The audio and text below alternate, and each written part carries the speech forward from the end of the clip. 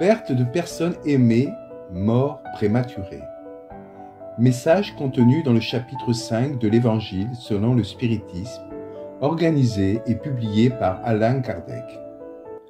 Quand la mort vient faucher dans vos familles, emportant sans mesure les jeunes gens avant les vieillards, vous dites souvent « Dieu n'est pas juste, puisqu'il sacrifie ce qui est fort et plein d'avenir pour conserver ceux qui ont vécu de longues années pleines de déceptions, puisqu'il enlève ceux qui sont utiles et laisse ceux qui ne servent plus à rien, puisqu'il brise le cœur d'une mère en la privant de l'innocente créature qui faisait toute sa joie. » Humain, c'est là que vous avez besoin de vous élever au-dessus du terre-à-terre de la vie pour comprendre que le bien est souvent là où vous croyez voir le mal.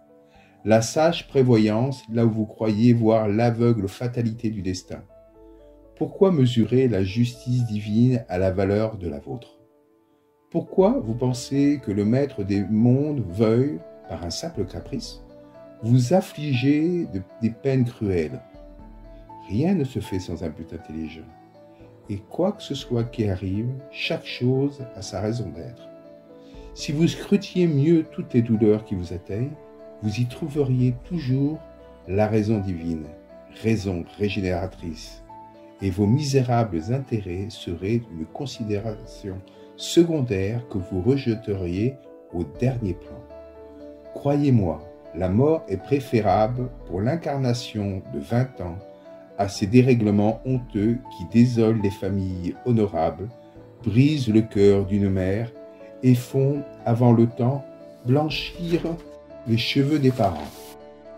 La mort prématurée est souvent un grand bienfait que Dieu accorde à celui qui s'en va, et qui se trouve ainsi préservé des misères de la vie, ou des séductions qui auraient pu l'entraîner à sa perte. Celui qui meurt à la fleur de l'âge n'est point victime de la fatalité, mais Dieu juge qu'il lui est utile de ne pas rester plus longtemps sur la terre.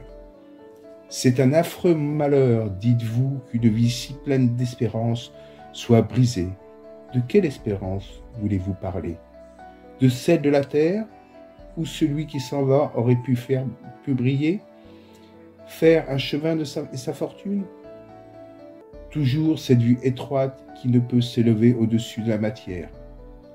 Savez-vous quel aurait été le sort de cette vie si pleine d'espérance selon vous? Qui vous dit qu'elle n'eût été abreuvée d'amertume?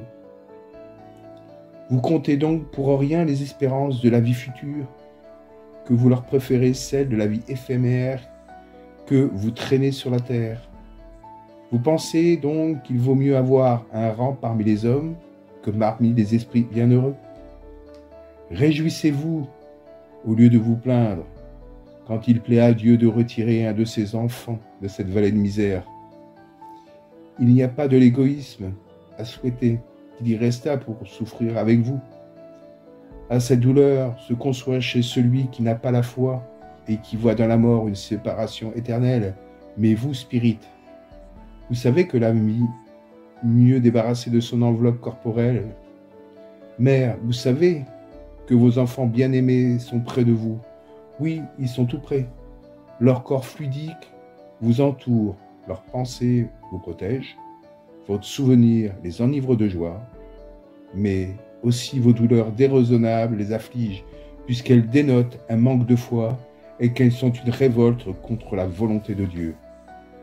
Vous qui comprenez la vie spirituelle, écoutez les pulsations de votre cœur, en appelant ces chers bien-aimés, et si vous priez Dieu pour le bénir, vous sentirez en vous de ces consolations puissantes qui sèchent les larmes, de cette aspiration prestigieuse qui vous en montreront l'avenir promis par le souverain maître.